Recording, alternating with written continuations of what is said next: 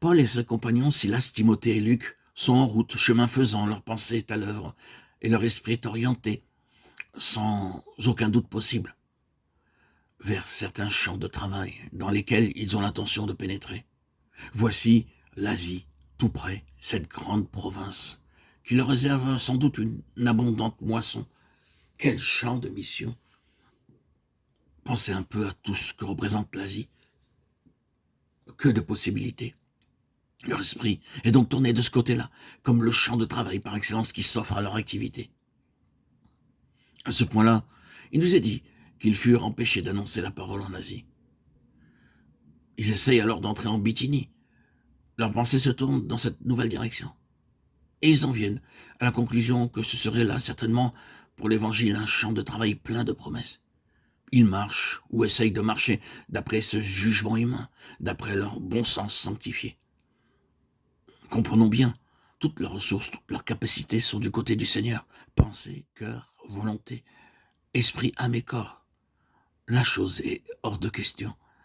Ce sont des hommes entièrement consacrés. Ce n'est pas pour eux qu'ils travaillent, ils n'ont point d'ambition à eux. Il ne s'agit pas d'une entreprise personnelle. Ils n'ont aucun intérêt personnel dans cette affaire. Ils ont une seule chose en vue, la volonté de Dieu.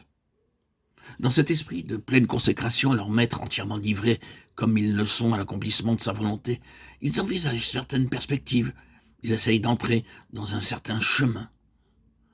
Or, même dans ces conditions, combien favorables, combien nécessaires, ils se heurtent à quelque chose qui dépasse et surpasse leur jugement humain, même consacré à Dieu. Ils sont empêchés d'annoncer la parole en Asie, et l'Esprit de Jésus ne leur permet même pas d'entrer en Bithynie.